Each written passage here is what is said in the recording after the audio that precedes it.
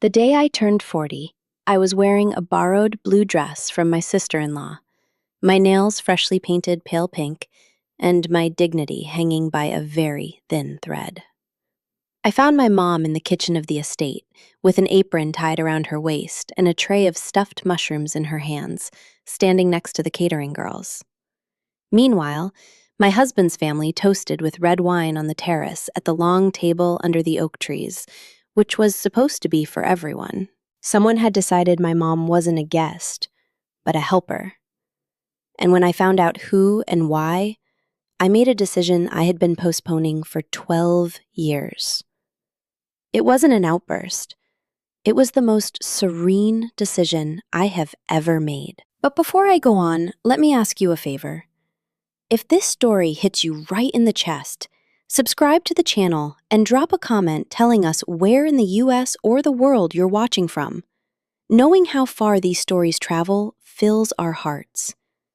My name is Mary Ellen Barnes. I just turned 40. I'm the head nurse on the morning shift at Savannah General Hospital, and I was born in a neighborhood where the houses are small, the yards are wide, and the mornings smell like hickory smoke, sweet tea, and the peach cobbler my mom baked on Wednesdays to sell to the neighbors. I'm not going to beat around the bush. You have to understand one thing before I continue. I almost stayed quiet for another 12 years. The clearest proof that my marriage was over wasn't a slap in the face, it wasn't an affair, it wasn't a screaming match in the kitchen. It was an apron tied around my mother's waist. A Sunday in March, that apron and the smile she threw me when she saw me walk in. That smile that says, "Don't worry, honey, I'm fine." The same one she's worn her whole life when something hurts and she doesn't want to worry me. My mom, Betty Barnes, has been selling slow-smoked pulled pork on Sundays at the downtown farmers market for 38 years. Her hands smell like hickory and spice rub, even if she washes them 3 times. She has a stand she inherited from my grandmother, a wooden table my dad sanded and varnished twice, and a massive cast iron smoker where the pork cooks starting late Saturday night. My mom has never taken a vacation. Once I told her, "Mom, let's go to Florida, it's on me." She answered, "And my Sunday customers, who's going to feed them?" She has a clientele that spans generations, kids who now bring their own kids to Miss Betty's stand. My dad, Phil Barnes, has been driving a cab for 38 years. He's one of the few who still knows Savannah without needing Google Maps. He knows the names of the streets from before they even put the signs up. He knows the back roads to get to the hospital when someone's in a rush. He keeps a little dashboard angel a customer gave him 20 years ago in the glove box, and he refuses to take it out. His hands have the sunspots of someone who has gripped a steering wheel his whole life under the southern sun. When I got married 12 years ago, he was the driver of the car that took me to the church. He insisted on paying for my flower bouquet out of his own pocket. He wouldn't let me cover it. He told me, "Sweetheart, this one is on me." I met Edward Preston III at a training seminar hosted by the private hospital where he worked as an administrator. He was an only child, the son of a family with a last name that opened every door in town, a restored historic estate just outside the city limits, 2 SUVs in his name, and memberships to country clubs my family didn't even know existed. Edward was different. Or at least that's what I convinced myself back then. He was attentive. He'd bring me a sandwich at the hospital when I was pulling a double shift. He introduced me to his family on a Sunday at a luncheon at the estate, and I didn't even know which fork to start with because there were 3 on each side of the plate. His mother, Eleanor Preston, welcomed me with the smile of someone inspecting a peach at the market to see if it's bruised. She asked me where I had gone to school, private or public. When I told her the State University public, she tilted her head, smiled with half her mouth, and said, "How interesting." With a tone that made it crystal clear she didn't find it interesting at all. Edward later told me she was like that with everyone, that it was just her way, that she needed time to get to know me. I gave her time. I gave her 12 years of time. And my mom, for 12 years, never stepped foot on the estate, except for events where there was no way to exclude her. Eleanor had seen her at my wedding and at baptisms. She would greet her with an extended hand from a distance, like waving at someone on the other side of a glass window. When my son Danny was born 10 years ago, Eleanor organized the christening at the estate's private chapel, and my mom was seated at a side table far from the family. I didn't say anything back then. I thought it was a logistics issue. I convinced myself, like I did so many times.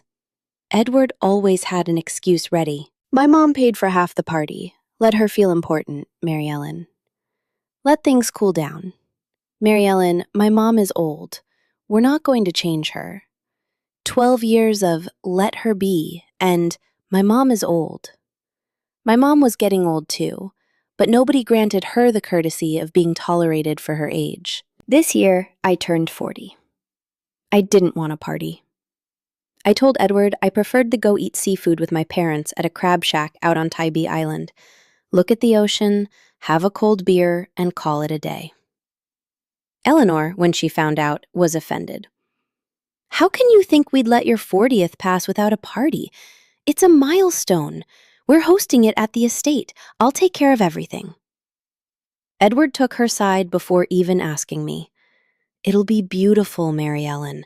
Let her organize it. That way, you don't stress out with hospital work.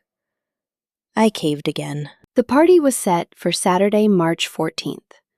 The invitation, printed by a ridiculously expensive shop on ivory paper with gold lettering, read my full name followed by Preston instead of Barnes, in that order. Eleanor had told me that was the proper way, the husband's name first, dear. That's how it's done in good families. My mom, when she received the invitation, tucked it into a drawer with a small smile. She opened it that morning when she started getting dressed, in a floral dress she had custom made by a seamstress in our neighborhood. She put on the necklace my dad gave her for their 40th anniversary 3 years ago. A fine gold chain, the only expensive thing she owns. She pinned her hair up the way she only does for grand occasions. My dad put on a freshly ironed, button-down shirt, the leather belt he's had since my sweet 16, and the dress shoes he pulled out of the closet just for this. They arrived at the estate at 12:30 in the afternoon, right on time. I had arrived 2 hours earlier to check everything, because I have the habit, an occupational hazard, of being a head nurse, of checking everything twice. A nurse learns fast that you can't trust something is right just because someone said it is. My blue dress was lent to me by my sister-in-law, Mary Ann Edwards' sister, a woman who actually tried to be good to me in her own way. It was a pretty dress, simple, my size. I grabbed the seating chart for the garden, where the long table was going to be set up under the blooming oak trees. The head table, 30 seats, with white linens, crystal glasses, silver napkin rings, and handwritten numbers on ivory cardstock. I started reading the names. Edward, the in-laws my sister-in-law Mary Ann and her husband, the father-in-law's golf buddies. Edward's uncles, the investment group partners. A couple who are friends of Eleanor's that travel to Europe every year. I reached the end of the table. My parents were not on the list. I felt that cold thing that drops from your stomach to your feet when you understand something before your head can even process it. I scanned the rest of the garden. There were smaller round tables next to the dance floor. 8 tables in total for the rest of the guests. Cousins, acquaintances, my coworkers from the hospital, my aunt from Atlanta who had driven 4 hours to get there. My parents' names weren't on those tables either. I walked into the kitchen. The estate's kitchen is massive, with whitewashed walls, exposed wooden beams, and 2 vintage ovens. And there, on a small stool, someone had pulled out for them to sit on, were 2 place settings. No name cards, no names, no cloth napkins. Just plates of a different ceramic than the ones in the garden. the plates used for the catering staff. There were no little signs. They weren't needed. The catering girls who were going to serve the food were there in their white uniforms. And my mom, who arrived 5 minutes later in her floral dress and gold necklace, stood in the kitchen doorway, not knowing what to do. Eleanor appeared behind her, putting a hand on her shoulder with that fake familiarity of people who give orders. She said, "Betty, darling, so glad you made it. Look, I put you here in the kitchen because I know you'll feel more comfortable. Out there, it's all people you don't know. You'll be bored. Here, you can help the girls chat, eat, and if you want, you can pop out to the garden for a bit later to say hello." My mom didn't answer. She just stood there with her purse on her arm. My dad came up right behind her with his polished shoes. I heard everything from the dining room hallway, accidentally hidden behind a pillar. And something cracked inside me, in a way that doesn't have an exact name. It wasn't rage. Rage burns and makes you scream. It was something else. It was a cold, quiet clarity, like when you finally see a thing that had been right in front of your eyes for years, and you had simply chosen not to see. 12 years. 12 years of, my mom is just old. 12 years of my mom missing my son's first birthday at the estate because her market stand got complicated. 12 years of that, how interesting, whenever I mentioned my family. 12 years of Edward laughing at his mother's jokes when she said things like, "the market crowd," or, "those people just don't know how to live well." I had told myself she didn't mean my parents, that it was a generic way of speaking, that I was being too sensitive. I didn't go into the kitchen right away. I did something I learned working in hospitals. When a situation is ugly, first you breathe. 3 deep breaths, all the way to the bottom of your lungs. Then you decide. Panic doesn't save lives. Thinking saves them. I walked out to the side hallway. I made my way up to the second-floor sitting room where Edward was getting ready with his dad. The door was cracked open. I was going to go in. I was going to tell him what I had found. I was going to ask him to fix it. That's when I heard Eleanor's voice. She had come up the back stairs. She was telling Edward, "Son, don't worry. I told Betty to stay in the kitchen. She's more comfortable there. I'll stick your father-in-law outside with the valet boys in a bit. He won't feel bad. They're simple people. They don't notice these things. They don't know any better." And I heard Edward's voice without a pause, without a doubt, with that calm tone of someone who is in total agreement. "You're right, Mom. Honestly, they feel more in their element like that. Mary Ellen always overreacts. Let her get over it."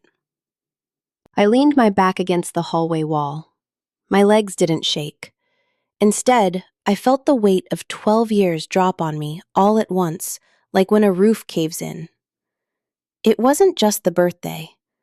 It wasn't just the kitchen. It was my entire life, married to a man who thought my parents were simple people who didn't notice these things, and that I was dramatic for defending them. It was that way of talking about my family, like they were inanimate objects that couldn't feel. I went down the stairs. I didn't run. I didn't make a sound.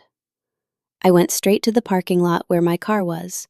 That old Honda Civic I refused to trade in, even though Edward had told me 1,000 times it was ridiculous that I, being his wife, drove a car like that.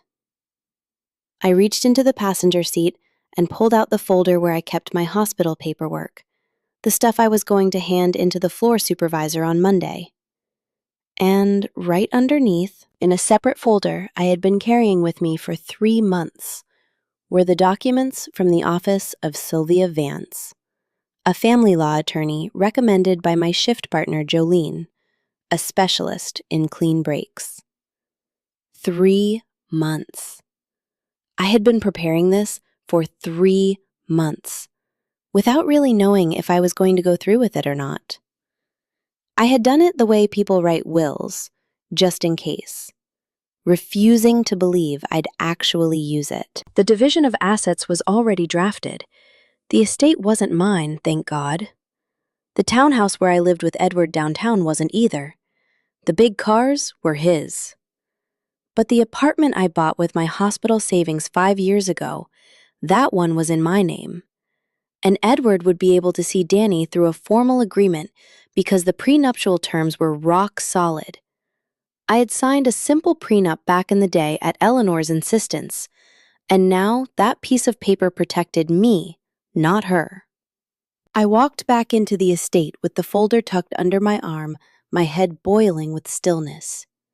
It's weird, but that's how I felt, boiling and serene at the exact same time.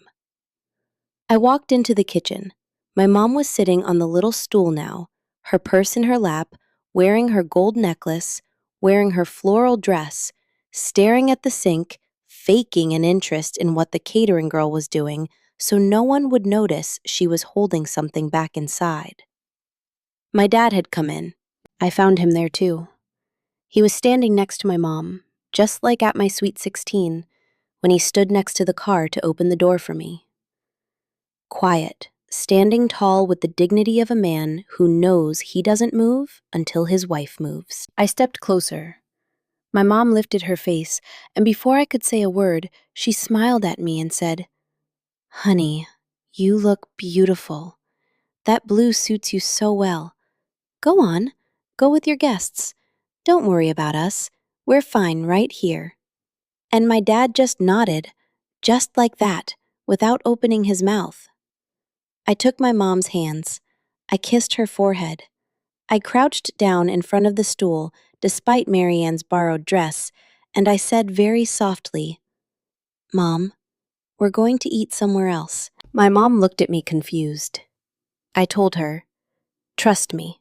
Stay right here for 5 minutes. I'll be right back for you." My dad squeezed my shoulder. He didn't say a word. Phil Barnes never says anything when he understands perfectly. I walked out to the garden. The long table was full. Eleanor was presiding, with my father-in-law on her right, the partners with their wives, my sister-in-law Marianne in a corner with her husband Edward, chatting with a cousin who had flown in. The table looked gorgeous, I won't lie. The flowers were stunning. The oak branches hung like giant umbrellas over the white linens. There was live music, an acoustic trio playing soft jazz so people could talk. I had prepared a little something for this party. I had put together a photo slideshow with my coworker Jolene, a short sequence to play on a screen my mother-in-law had set up at the back of the garden to show birthday pictures later. They were photos of me from the last 12 years, yes, but they were also other photos. Pictures of my mom's stand at the farmer's market at 6 in the morning before the gates even opened. Pictures of my dad driving his cab with his arm resting out the window. Pictures of the day my mom cooked me dinner during my first hospital shift and brought it to me in a cooler because I didn't have time to run down to the cafeteria. Pictures of the day my dad drove me to the hospital at 4 in the morning when I was in labor, and Edward had slept right through it. Photos that Eleanor had never seen because she had never bothered to ask. I approached the tech guy in charge of the projector and the sound. I told him, "I need a favor." I handed him a flash drive with the presentation. I said, "When I give you a signal, fade out the band and turn on the projector, please." He was a young kid, maybe 22. He nodded. I walked up to the head table. Edward saw me and smiled. Eleanor saw me and raised her glass. "Mary Ellen, darling, come sit. The first course is coming out." I didn't sit down. I gave the violinist a look, asking him to finish the song. The trio quieted down. I gave the kid the signal. The screen flickered on. The photo started playing. Silence fell over the long table like a heavy blanket. Heads turned. People stared at the screen. Eleanor stood there with her glass in her hand, not quite understanding what was happening. Edward looked at me. I didn't look back. I grabbed the microphone the singer had left on a stand. I turned it on. My voice came out steady, calm, without a tremble, without a rush. 38 years of living next to Phil Barnes taught me that. When you're right, you don't need to yell. People quiet down all on their own. I started by saying, before the food is served, I want to share a few things with all of you. Today, I turn 40. And before I thank the people who made it possible for me to get here, I need to introduce them to you. Because I've realized that in 12 years of marriage, no one in this house has ever asked my mother what her nickname is, or what her kitchen smells like on Sundays, or what time she wakes up to sell at the market. The screen kept flashing photos, my mom mixing rub at dawn, my dad washing his cab on a Saturday. I continued. My mom's name is Betty Barnes. She's been selling pulled pork at the downtown market for 38 years. Her hands smell like hickory smoke, even if she washes them 3 times. She paid for part of my tuition at the state university when my dad broke his collarbone and couldn't drive for 3 months. My dad's name is Phil Barnes. He's been a cab driver for 38 years. He paid for the flower bouquet the day I married into this family. And both of them are here today for my 40th birthday, but not at this table, nor at those little tables over there. My mom is sitting on a stool in the kitchen next to the catering girls, wearing a floral dress she had made especially for today. The silence grew thicker. I saw Marianne cover her mouth with her hand. I saw my father-in-law stare down at the tablecloth. I saw Eleanor go rigid, pale, her lips pressed tight. Edward was looking at me with that face of someone calculating what to say, how to position himself, what phrase was going to save him. I know that face. I've seen it for 12 years. This wasn't a logistical error, I said. This was a decision made this morning with the phrase. They're simple people who don't notice these things. My mother-in-law said it. My husband agreed with it. I heard it from the upstairs hallway an hour ago. For 12 years, I've heard variations of that phrase. Today was the last one. I took a breath. My hand was shaking a little bit now. Not from fear, but from something I couldn't quite name. A mix of relief and sorrow for all the time I spent not saying this. What I'm about to announce, I decided 3 months ago, in silence, without rushing, waiting until I was entirely sure. This is my last party as Edward Preston's wife. On Monday, I am filing formal divorce papers at the courthouse. I have all the documents prepared with Sylvia Vance, my attorney. My son Danny knows his mom will always take care of him, and that he will keep seeing his dad as often as a custody agreement decides. Tonight, I'm going to sleep with my son at my parents' house, where my mom is going to heat up a stew for me, where I'm going to eat dinner at a formica table with a dent in the edge, and where my place will never, ever be marked by a little card. I lowered the microphone. You could hear the click of the projector shutting off. People didn't clap. Nobody breathed too loud. All you could hear was the distant rustle of the oak trees in the wind. My sister-in-law, Marianne, stood up from her chair, walked over to where I was, and hugged me without saying a word. I felt her trembling. Then she pulled away, walked straight to the kitchen, took my mom by the arm, and led her out to the garden. My mom didn't resist. She let herself be guided, the image of that kitchen stool still lingering in her head. I walked over to where my dad was, who had stepped out onto the patio because he had been listening to us. I grabbed his hand. I gave my arm to my mom. Marianne, without saying a peep, went and grabbed the keys to my Honda. The 4 of us walked to the car in absolute silence, listening to the click-clack of my mom's heels on the estate's brick pavers. Behind me, I heard Eleanor's voice rise up, that voice perfectly calibrated to sound in control, trying to salvage the event. I heard Edward yell my name twice, once loudly, once with sheer desperation. I didn't turn around. I wasn't angry. There was just nothing left to see back there. I got my parents into the car. Mary Ann gave me a tight squeeze and said, "I'm with you, Mary Ellen. I've been with you for years." She shoved a tissue into my hand. I don't know why I wasn't crying. Maybe she was. I drove the 40 minutes back to the city without the radio on. My dad rode shotgun with his hands on his knees, looking straight ahead, just like when he drove his cab and had an important client in the back. My mom rode in the back. Halfway there, she took off her gold necklace and dropped it into her purse. She didn't say why. I understood. She didn't want anything from that party touching her skin longer than necessary. We got to the house in the old neighborhood. It's a tiny house, 2 bedrooms, a backyard where my dad grows a lemon tree, and my mom keeps some potted herbs. My dad turned the TV on to a baseball game, volume muted. My mom went to the kitchen, pulled a leftover chicken stew out of the fridge from yesterday's lunch, heated it in a saucepan, pulled out the rolls, set out the silverware. I sat at the Formica table with the dent in the edge. That table where I learned to read, where I did my elementary school homework, where my mom explained what a period was the first time I got mine. My mom served my plate, served my dad's, served her own, sat down, and said, "No drama, no tears, no regrets. Honey, I'm going to brew you a pot of coffee after we eat." My dad nodded. He applauded my mom by tapping the table twice with his knuckles, his way of showing approval.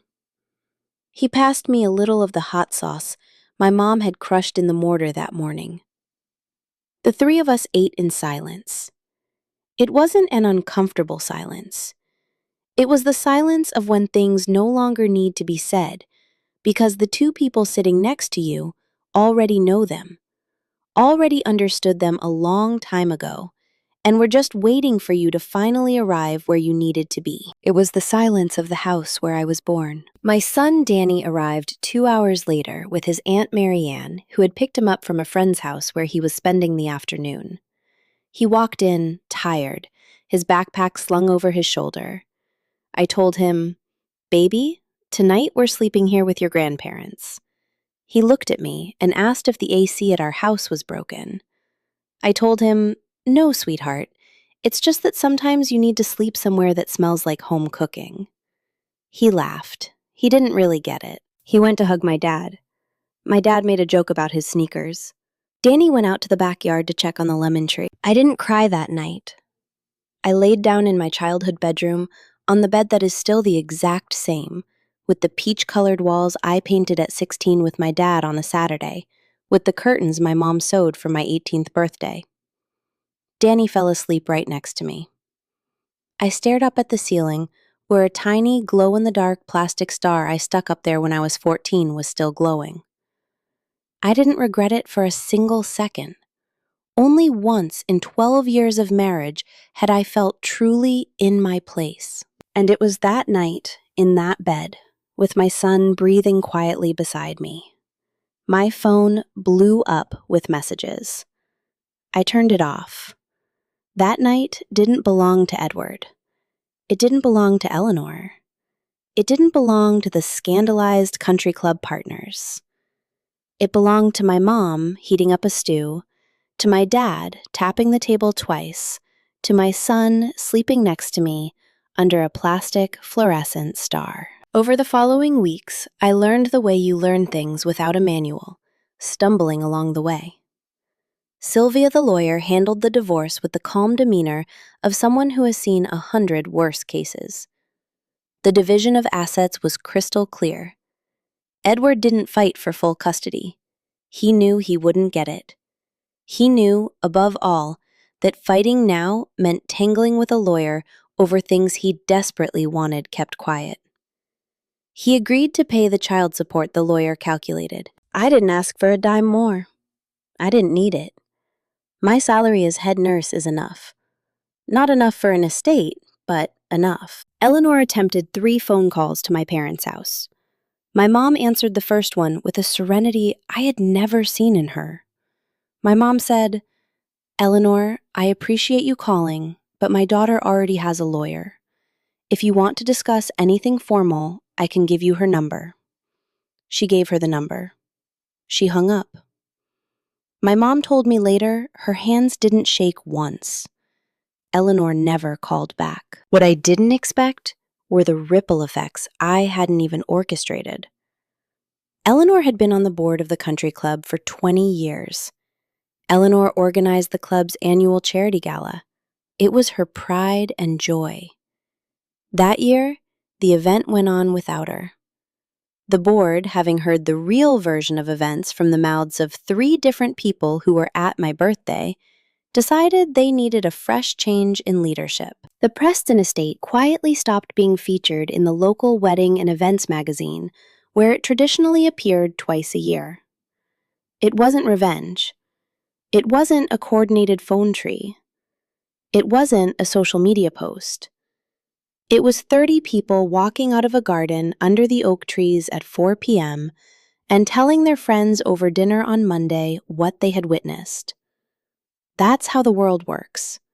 Not with explosions, but with erosion. Edward moved back into the estate with his parents. Later, I found out they sold the downtown house where we used to live. Sometime after that, I heard through a nurse at the hospital, whose brother-in-law knew someone, that Edward had started dating a woman who actually fit Eleanor's profile. I wished him luck.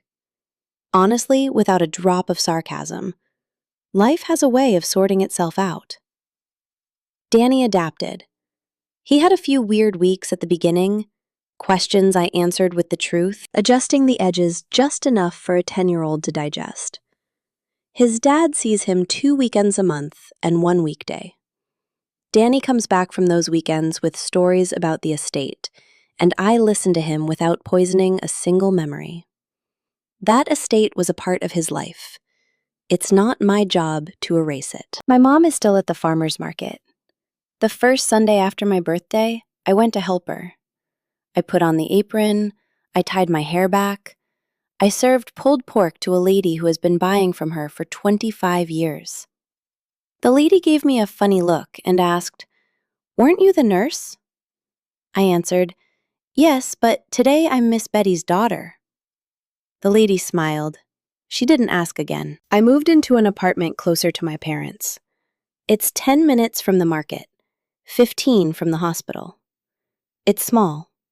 2 bedrooms, one for Danny and one for me. A living room with a bookshelf my dad reinforced with extra screws because he didn't trust the flimsy brackets that came in the box. When I pay the electric bill at the beginning of the month, I feel this small, solid satisfaction that I couldn't quite explain at first. It's been a year since that March. Danny goes to the public elementary school in our neighborhood because I wanted him to learn how to be around all kinds of kids, not just the ones from his social bracket. The first time he invited a friend over for dinner, the kid was a boy named Sam, the son of a local mechanic. They ate BBQ sandwiches at my mom's Formica table. Danny introduced Sam to my dad as my grandpa, the champion cab driver. My dad laughed. He gave him an old vintage taxi token as a souvenir. Sam took it home like a gold medal. Sometimes I think about Eleanor. I wonder if she understands. Not if she wants to apologize, I don't care about that anymore. I wonder if she understands that there were 12 years where she could have gotten to know my mom. 12 years where she could have tasted my mom's cooking on a Sunday. 12 years where nobody asked her to change who she was, only to show a little respect. I wonder if she gets it now, sitting alone in that massive estate. I don't know.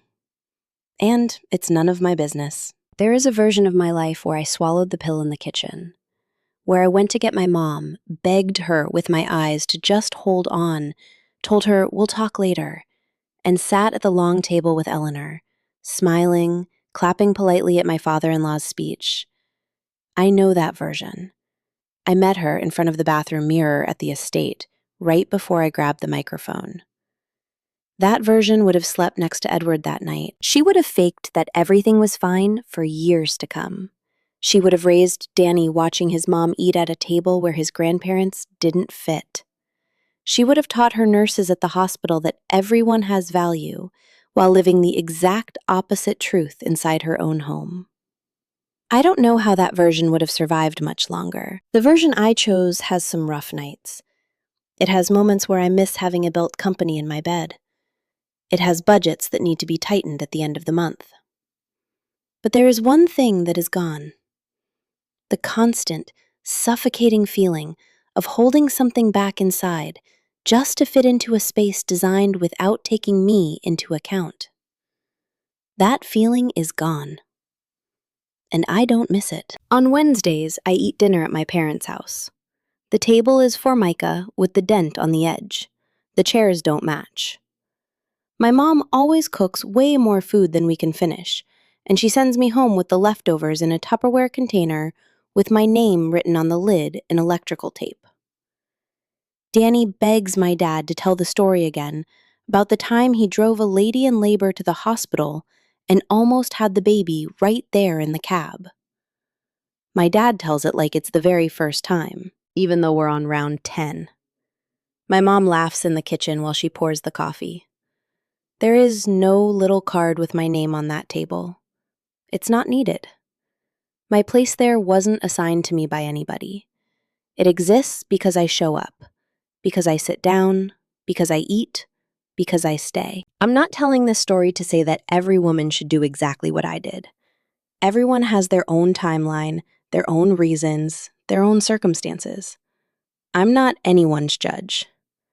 I'm telling it because there are so many women sitting in kitchens that aren't theirs, at tables that aren't theirs, on little stools next to the catering staff, believing that questioning it makes them ungrateful, that it's causing drama, that it's bad manners, that they just don't understand how things work. And the proper thing to do is lower your head and say thank you for the stool. I want to tell you, if you're watching me, if you're right there, that is simply not true. You don't need 30 people watching. You don't need a microphone. You don't need a sister-in-law to hand you the keys. You don't need an old Honda. You only need to know with absolute clarity that the people you love deserve a better seat than a stool in the corner, and that you deserve it too. My name is Mary Ellen Barnes. I am a nurse, a Boss Danny's mom, and the daughter of Phil and Betty Barnes. I live in a tiny apartment 10 minutes from a market that sells the best pulled pork in Savannah, and I will never, ever let anyone tell me what my place is again. If you liked this story, hit subscribe. Let me know in the comments which part moved you the most, and don't forget to become a channel member for access to exclusive stories. I'll be waiting for you right here. This is Mary Ellen. Sometimes the most dignified place isn't the one with the lemon tablecloth and the crystal glasses, but that Formica table where someone heats up a meal for you without asking why you're late. Honor the people who loved you unconditionally. Listen to yourself when something suffocates you inside. And remember, nobody has the right to tell you where your place is or the place of the people you love. A loving note just for you. This story was created and imagined by artificial intelligence with the purpose of entertaining you while leaving a small, positive life lesson in your heart. M.